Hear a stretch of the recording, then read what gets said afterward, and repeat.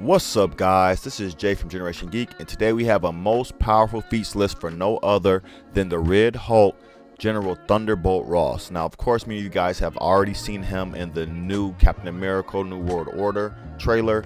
Red Hulk is just a beast. Like, even from his first moments in comics when it was kind of a mystery of who he was, obviously we can see in the trailer kind of revealing who he is, like from the jump with, Harrison Ford and stuff like that. But in the comic books, we had no idea who this man was. They had such a good way of, keeping it away from us, keeping it secret, and misdirecting us on who we thought it was. But we're going to get into some of his most powerful feats. As always, if you guys are new here, please like, share, and subscribe, and join the Geek fam. We'll love to have you. First off, with Red Hulk, we see him in the beginning, and he's literally just laying waste to every powerful being in the Marvel universe. And he started off with no one other than the Watcher. Now, we do know the Watcher's race is a race of super powerful beings. They have cosmic level power. They were at war with the Celestials for a long time, so that they're god tier powerful. Like, they're way more powerful, so much so that they have taken a vow of just watching and not interfering, even though Uatu breaks that sometimes. But Uatu's giving this whole background, doing his normal Watcher thing. He's just talking, and out of nowhere the Red Hulk just comes and sucker punches him and just beats the crap out of Uatu the Watcher, a cosmic level being. And just like literally, that's like his first introduction into comics. We see him just knocking out and punching out the Watcher. It was a crazy feat within itself. Of course, he's a Hulk, so we already know that he has a super strength. Obviously, like I say, he punched out the Watcher, and he just went toe-to-toe with so many powerful characters. He went against Thor, in which he literally beat the crap out of Thor, and I believe this is the Thor that came back after the whole Ragnarok thing, so he had a portion of Odin's power within himself, so he was very, very powerful at this time. And he gets in a conversation with the Red Hulk. They start brawling and duking it out, and it gets to one point where Red Hulk jumps into space. Like, he jumps out of orbit with Thor, and then literally takes Mjolnir from Thor, because with the enchantment, those who worthy can only lift Thor's hammer, blah blah blah blah. But in space, there's no gravity, so the enchantment had a little loophole through it, and Red Hulk takes Mjolnir and literally beats the crap out of Thor, and eventually throws him to the blue area of the moon, I believe. Well, it was the moon in general, but I think it was the blue area of the moon. Takes him to the moon, and then just goes back to Earth and leaves him there alive. And Thor's like, "You're gonna regret doing that." Like, he literally beat up Thor. Now, as we all know, in Marvel Comics, Thor is basically their Marvel's version of Superman. He's the big heavy hitter they bring in. When he comes in with his thunder and his hammer, it's about to get real. And he literally beat up Thor in one of his early appearances, and it just to scale him early to see how powerful that he really is.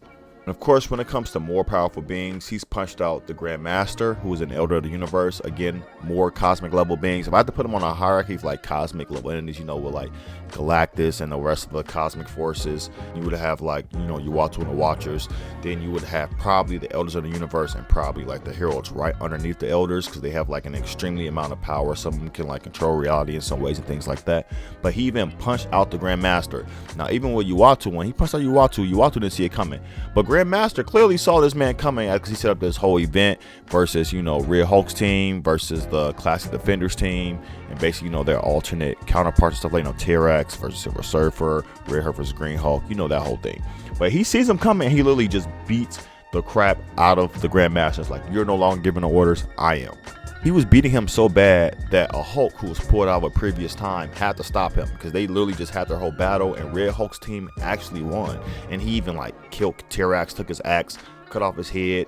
He stabbed the Hulk with the trident from Namor, and then eventually Grandmaster ended up bringing them all back, and Hulk literally had to stop him from literally killing Grandmaster. And no, I'm not just brushing over that. Yes, he decapitated T-Rex. And T-Rex is so powerful that he's able to literally destroy planets, literally can split planets in half with the power cosmic. And Red Hulk was literally just able to take his axe from him and literally cut off his head. And this leads us to another powerful thing about the Red Hulk, is that he has an ability to absorb energy, and not just gamma energy, any type of energy that he comes in contact with, even cosmic energy, he can literally absorb. So yes, he even took the power from Silver Surfer himself. He literally drained Silver Surfer, then took his surfboard and was literally blasting out cosmic power beams from his hands. He was so powerful that the Galactus had to come in and literally strip the power from him. So yes, it took a more powerful being, obviously Galactus being the holder and the wielder of the power cosmic, and he bestows it upon his heroes. He literally had to take the power from Red Hulk, and Red Hulk couldn't do nothing with Galactus. But the fact that he was able to take the power cosmic from Silver Surfer, who is one of the most powerful heroes of all time, shows you just how different that he really is. And it has even been stated from one of the Watchers that he's been able to excel and beat so many foes from his experience with Watchers and being able to take the power from Uatu. Like, that has put him on another level himself. So whenever he knocked out Uatu, he actually absorbed some of his cosmic power, in which it kind of shows why he was able to take out everybody in the Marvel Universe. And of course, he's got into famous brawls with Hulk, even at one point where they both KO'd each other and Red Hulk got up first. Then he has other instances in which he choked out the Hulk and literally knocked him unconscious and then took him to another area. And then one of the most powerful showings, when he was fighting the Hulk, he literally drained all of the gamma energy out of Bruce Banner. Literally turned him back from the Incredible Hulk into Bruce Banner to the point that he could not turn back into Hulk. That's how much gamma power that he took from him, that he could not turn back into the Hulk. He even absorbed so much power from him at one point when they were fighting. He took as much power as he could from Hulk and literally punched him and caused a gamma explosion with one punch. One punch from all the energy that he had built up, he hit the Hulk and literally caused a gamma explosion. You see the whole mushroom cloud and everything. And he's gone against Superman archetypes as well. Again, we already mentioned Thor. He's battled against Beta Ray Bill. He's gone against the Sentry. He's gone against Icarus of the Internals. He's even gone against the Superman archetypes and been able to hold his own. He even fought the Unstoppable Colossus. Now, if any of you guys know and have been here before, I love the Unstoppable Colossus, which is Colossus in which he got the Juggernaut's power. He was like super OP that they had to nerf him back into regular Colossus, because really it was so hard to write a story with this guy, because he could almost beat any foe that he came across.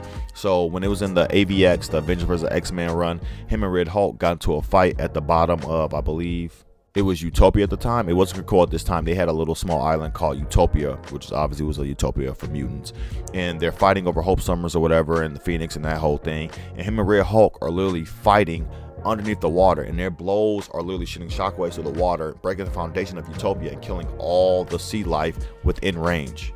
And then we can see the acuteness of his power, in which Red Hulk was able to superheat his thumbs and put him inside of the Unstoppable Colossus' eyes, and literally was burning out his eyes. Now, of course, he has the power of Sidorak, so he was able to heal his eyes back, and they start brawling, and then Colossus turns to this big monster. And this is another thing that is super underlooked when it comes to the Red Hulk, and what makes him so different from regular Hulk is that he is a master tactician. I'm talking like Captain America levels of like tactics when it comes to Red Hulk. He's a general.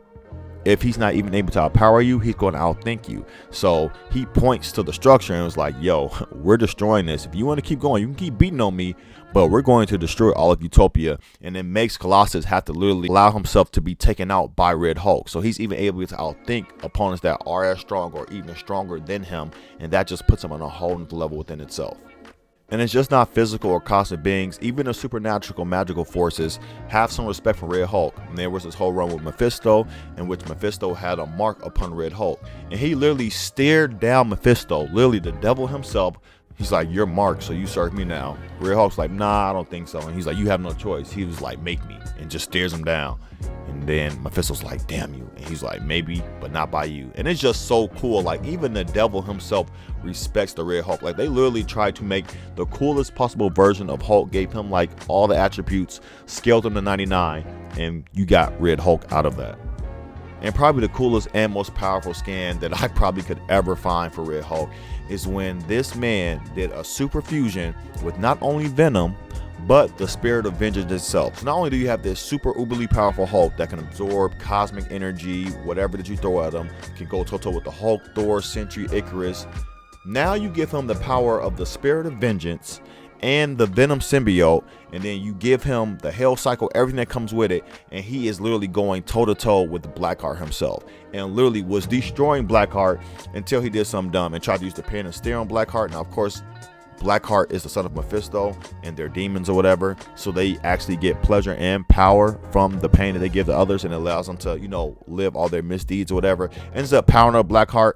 Not his smartest plan. I know I just talked about him being such a great tactician, but he couldn't have known this. Like, yes, he has files and stuff and tactics on, you know, all the regular characters in the Marvel Universe, but Blackheart is a super powerful cosmic entity, a demon that, you know, does not show up too often, so maybe he didn't, you know, read the files on Blackheart. I don't know, but that's my list. Did you guys think I missed anything? What is your favorite moment of Red Hulk, and are you guys looking forward to seeing him in the new Captain America movie? If you guys are new here, please like, share, and subscribe, and join the Geek fam. We'll love to have you. As always, I have been Jay from Generation Geek. Y'all be blessed, and peace.